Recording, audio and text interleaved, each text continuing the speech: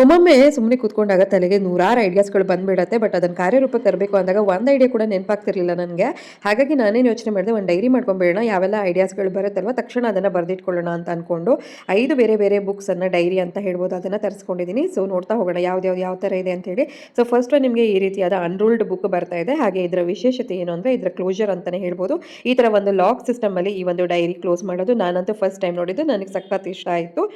So next dairy ಯಾವ ಥರ ಇದೆ ಅಂದರೆ ಇದು ಈ ಥರ ಸ್ಪೈರಲ್ ಬೈಂಡಿಂಗಲ್ಲಿ ಬಂದಿರುವಂಥದ್ದು. ಹಾಗೆ ಇದರೊಳಗಡೆ ನಿಮಗೆ 4 ಬುಕ್ ಮಾರ್ಕ್ಸ್ ಕೂಡ ಕೊಟ್ಟಿದ್ದಾರೆ. ಒಳ್ಳೆ ಮೋಟಿವೇಶನ್ ಕೊಡುವಂಥ ಒಂದಷ್ಟು ಕೋಟ್ಸ್ ಇದೆ ಅಂತ ಹೇಳ್ಬೋದು. ಸೊ ಇದು ನಿಮಗೆ ರೂಲ್ಡ್ ಬುಕ್ ಆಗಿರುತ್ತೆ. ಏನಾದರೂ ಡೇ ಟು ಡೇ ಆ್ಯಕ್ಟಿವಿಟೀಸನ್ನೆಲ್ಲ ಬರೆಯೋಕ್ಕೆ ಚೆನ್ನಾಗಿರುತ್ತೆ. ನೆಕ್ಸ್ಟ್ ಡೈರಿ ನಾನು ತರಿಸಿರುವಂಥದ್ದು ಈ ಥರ ಪ್ರೀಮಿಯಂ ಲುಕ್ಕಲ್ಲಿ ಇರುವಂಥ ಲೆದರ್ ಕವರ್ ಇರುವಂಥ ಒಂದು ಡೈರಿ.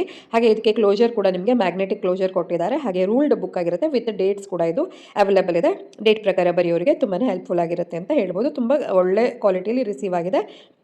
ನೆಕ್ಸ್ಟ್ ಒನ್ ಇದು ಮಕ್ಕಳಿಗೆಲ್ಲ ತುಂಬಾ ಇಷ್ಟ ಆಗುವಂಥ ಹ್ಯಾರಿ ಪಾಟರ್ ಥೀಮಲ್ಲಿ ಇರುವಂಥದ್ದು. ಸೊ ಬುಕ್ ಫ್ರಂಟ್ ಪೇಜು ಮತ್ತು ಲಾಸ್ಟ್ ಪೇಜಲ್ಲಿ ನಿಮಗೆ ಈ ಥರ ಹ್ಯಾರಿ ಪಾಟರ್ ಡಿಸೈನ್ ಇದೆ, ಸ್ಪೈರಲ್ ಬೈಂಡಿಂಗ್ ಕೊಟ್ಟಿರುವಂಥದ್ದು.